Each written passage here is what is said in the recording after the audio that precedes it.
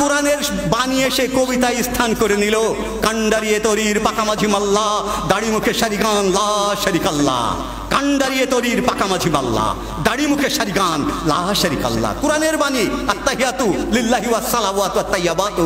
আসসালামু আলাইকা আইয়ুহান নাবিয়্যু ওয়া রাহমাতুল্লাহি ওয়া বারাকাতুহু। আসসালামু আলাইনা ওয়া আলা ইবাদিল্লাহিস সালিহিন। আশহাদু আল্লা ইলাহা ইল্লাল্লাহু আশহাদু আন্না মুহাম্মাদার আবদুহু ওয়া রাসূলুহু। একেবারে কোরআনের বাণী এসে তিনি কবিতায় সংযোজন করলেন।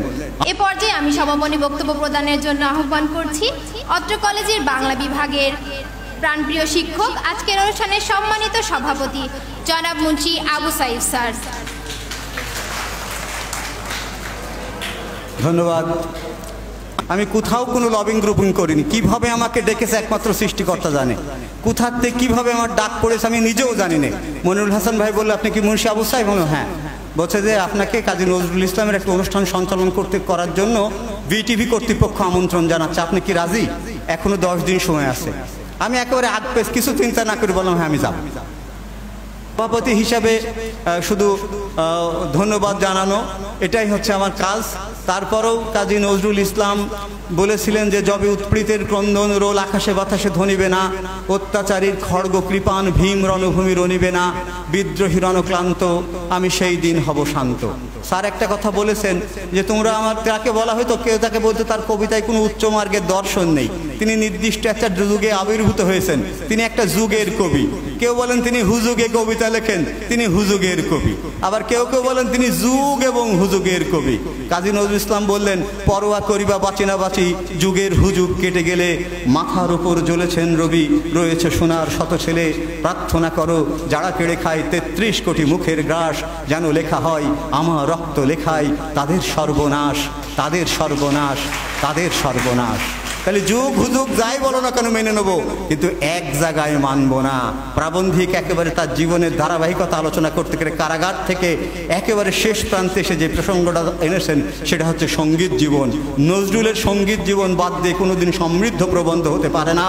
আর স্যার সেই কাজটা অত্যন্ত সার্থকতার সাথে করেছে।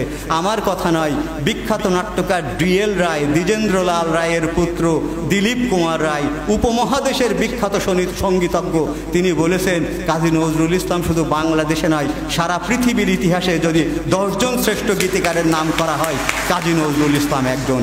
পৃথিবীর ইতিহাসে যদি শ্রেষ্ঠ 10 জন গীতিকারের নাম উল্লেখ করা হয় তারই কাজী নজরুল ইসলাম একজন। মোর প্রিয়া হবে সোরানি দেব খোপাই তার আর ফুল। তুমি আমার প্রিয়তম হবে, আমি তো গরিব মানুষ, আমি তো কবি, আমার তো টাকা পয়সা নেই, তোমার খোপায় আমি কি দেবো?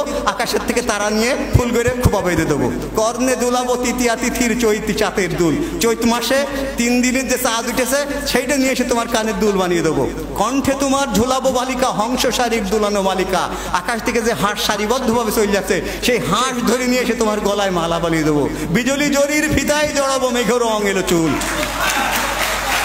বিজলি জরির ফিতায় জড়াবো মেঘের রং এলো চুল। আকাশে বিদ্যুৎ চমকায়, বৃষ্টি হয়ে যাওয়ার পরে ছোট ছোট ছোট ছোট বিদ্যুৎ চমকায়, ওই ফিতে নিয়ে এসে তোমার মেঘের মতো যে কালো এলো চুল আছে তাই বেঁধে দেবো। এর চেয়ে রোমান্টিকতা কি থাকতে পারে?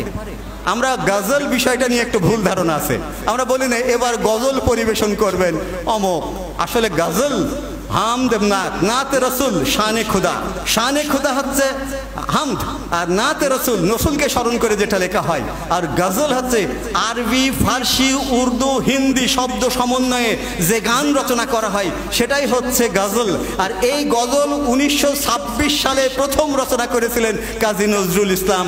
গুল বাগিচায় বুলবুলি তুই, গুল বাগিচায় বুলবুলি তুই, এই যে আলগা করগো খোপার বাঁধন দিল বাই মেরা ফাস গাই, এই যে মেরা ফাসকাই, এগুলো হিন্দি শব্দ বাংলার সাথে মিলেমিশে একাকার হয়ে যাচ্ছে। তারপরে পদ্মার ঢেউরে মোর শূন্য হৃদয় পদ্ম নিয়ে যা, চোখ গেল কেন ডাকিস রে চোখ গেল পাখি, অথবা মোর ওই যে মোরা আর জনমে হংস মিথুন ছিলাম, ছিলাম নদীর ধারে, যুগল প্রেমে এসেছি গো আবার মাটির ঘরে। ইরাগিনী বেনুবিনে গান গাওয়া, আমি আকুল নিদাঘতে আসা, আমি রৌদ্রে রুদ্র রবি, আমি মরুণীর ঝড়ো ঝড়ো ঝড়ো, আমি শ্যামলী মাছায়া ছবি, আমি তুরি আনন্দে ছুটে গেলে একে উন্মাদ একে উন্মাদ, আমি সহসা আমারে চিনেছি আমার খুলিয়া গিয়েছে সব পথ। কে বলেছে কাজী নজরুল ইসলামের কবিতায় দর্শন নেই? আমি সহসা আমারে চিনেছি আমার খুলিয়া গিয়েছে সব পথ। সক্রেটিস বললেন, know thyself, I to die, you to live, what is better only God knows. Lalon Shah বললেন, ও যার আপন খবর আপনার হয় না, একবার আপনারে চিনতে পারলে যাই আসেনারে সেনা। রবীন্দ্রনাথ ঠাকুর বললেন, yes I know this is nothing but the love, O beloved of my heart. Kazi Nazrul Islam বলেন, যুগের ধর্ম এই, পীড়ন করলে সে পীড়ন এসে পীড়া দেবে তোমাকেই, কালোর চক্র বক্র গতিতে ঘুরিতেছে অবিরত, আজ দেখি যারা কালের শীর্ষে কাল তারা পদনত। এর চেয়ে দর্শন সমৃদ্ধ কথা কি আর থাকতে পারে? আমার আপনার চেয়ে আপন যেজন, আমি খুঁজি তারে আপনার। এই যে মরমিবাদ, এই যে সুফিজম, এই যে মিস্টিসিজম, সমস্ত কিছুকে তিনি আয়ত্ত করেছিলেন। তিনি প্রেমের কবি, তিনি তারুণ্যের কবি, তিনি বিদ্রোহের কবি, তিনি বিপ্লবের কবি, তিনি অসাম্প্রদায়িক চেতনার কবি, তিনি স্বাধীনতা সংগ্রামী, তিনি বিপ্লবী। একটি মানুষের মধ্যে অসংখ্য গুণের সমন্বয় যদি পৃথিবীতে কোনো কবির থেকে থাকে, তাহলে একমাত্র কাজী নজরুল ইসলাম। তিনি পৃথিবীর ইতিহাসে একমাত্র কবি যিনি সশ্রম কারাদণ্ড ভোগ করেছেন 1 বছর। লাঠিমার ভাঙড়ে তালা, যত সব বন্দিশালায় আগুন জ্বালা ফেলু পাড়ি, এই শিকল পড়া ছল মোদের, এই শিকল পড়া ছল, এই শিকল দিয়েও শিকল তোদের করবেরে বিকল। এই সমস্ত গান গেয়ে তিনি বিদ্রোহ এবং বিপ্লবের দামামা ছড়িয়ে দিয়েছিলেন। চমৎকার একটি প্রসঙ্গ উপস্থাপন করা হয়েছে যে নজরুল ইসলাম বাংলা কবিতায় যে অসম্ভব শব্দ সম্ভারকে সৃষ্টি করেছে, বাংলা সাহিত্য, বাংলা শব্দ ভাণ্ডার অনন্তকাল ধরে তার ঋণ শোধ করতে পারবে না। বাজিছে দামামা বাদরে আমামা শির উঁচু করি মুসলমান, দাওয়াত এসেছে নয়া জামানায় ভাঙা কেল্লায় ওড়ে নিশান। একটাও বাংলা শব্দ নেই, সব আরবি ফার্সি শব্দ। আল কোরআনের বাণী এসে কবিতায় স্থান করে নিল। কান্ডারিয়ে তরির পাকামাঝি মাল্লা, দাড়ি মুখে সারিগান লা শারিকাল্লাহ। কান্ডারিয়ে তরির পাকামাঝি মাল্লা, দাড়ি মুখে সারিগান লা শারিকাল্লাহ। কোরআনের বাণী, আত্তাহিয়াতু লিল্লাহি ওয়াস সালাওয়াতু ওয়াত তাইয়্যিবাতু, আসসালামু আলাইকা আইয়ুহান নবিয়্যু ওয়া রাহমাতুল্লাহি ওয়া বারাকাতুহু, আসসালামু আলাইনা ওয়া আলা ইবাদিল্লাহিস সালিহিন, আশহাদু আল্লা ইলাহা ইল্লাল্লাহু আশহাদু আন্না মুহাম্মাদার আবদুহু ওয়া রাসূলুহু। একেবারে কোরআনের বাণী এসে তিনি কবিতায় সংযোজন করলেন। আনোয়ার জিভ ধরে টানো তার, যে বলে সে মুসলিম বেঈমান, জানে শুধু জানটা বাঁচান সার। আনোয়ার আফসোস বক্তের শব্দ, আনোয়ার আজকের মুসলিম ঘরে পোষা জানোয়ার। একেবারে সব আরবি ফার্সি শব্দ।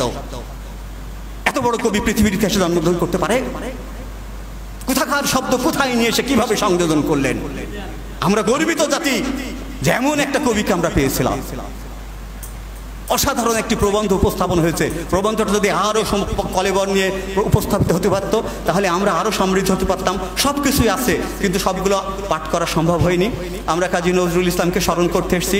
স্যারকে, প্রিন্সিপাল স্যারকে অসংখ্য ধন্যবাদ দেব। এমন একটি সময় উপযোগী, যুগ উপযোগী, সমসাময়িক প্রেক্ষাপটে কাজী নজরুল ইসলামকে উপস্থাপনের জন্য তিনি আমাদেরকে দিক নির্দেশনা দিয়েছেন। আমাকে ব্যক্তিগতভাবে একা পেয়ে 2 দিন বলেছেন, বাংলা বিভাগের সব ছাত্রছাত্রীকে কিন্তু নিয়ে আসতে হবে। অবশ্যই আমাদেরকে এই সব ধরনের অনুষ্ঠানে থাকতে হবে, কারণ আমাদের জাতিসত্তায় দুটো সত্তা, দুটো জিনিস। সবার হৃদয়ে রবীন্দ্রনাথ, চেতনাতে নজরুল। যতই আসুক বিঘ্ন বিবাদ, বাধা হোক প্রতিকূল, আমরা কি তাহলে সবসময় রবীন্দ্র নজরুলকে বুকে নিয়ে পড়ে থাকবো? গিয়েছিলাম কলকাতায়, সাথে ছিল হেমায়েত সাহেব। আমি এক জায়গায় যে বলে ফেলেছি, ভাই দাদা দেখি প্যান্ট শার্ট পরে মোটরসাইকেলের ভাবের সাথে বসে আছে।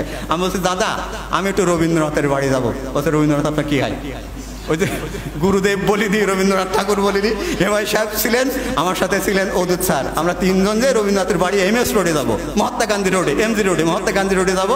সেই কোথায়, কোন জায়গাটা, জোড়াসাঁকোই যাবো, MS রোড যেটা এখন। আমি বলছি যে দাদা একটু রবীন্দ্রনাথের বাড়ি যাবো। বলছে, রবীন্দ্রনাথ আপনার কি হয়?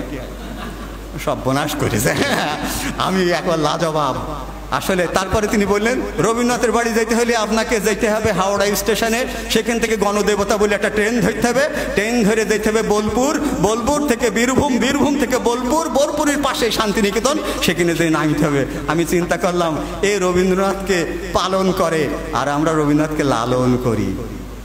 সে পালন করে, সে জানেই না রবীন্দ্রনাথের বাড়ি কোন জায়গায়, আর আমরা রবীন্দ্রনাথকে লালন করি।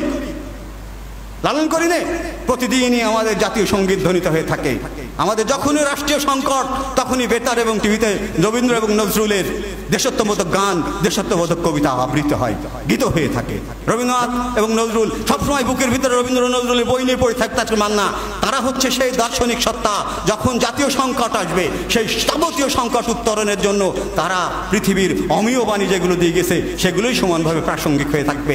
এই প্রত্যাশা রেখে আমি আবারও প্রিন্সিপাল স্যারকে, প্রাবন্ধিক স্যারকে, আমাদের মাঝে কেতকী ম্যাডাম এসছেন, কলেজ পরিচালনা পরিষদের যারা রয়েছেন আমি তাদেরকে সম্বোধন করতে পারিনি, কল্যাণীয় শিক্ষার্থী, স্নেহাস্পদ শিক্ষার্থী, সুপ্রিয় সম্মানিত সহকর্মীবৃন্দ, আমি এতক্ষণ ধরে অনেক উদ্বিগ্নতার মধ্যে কথাগুলো বলতে পারলাম।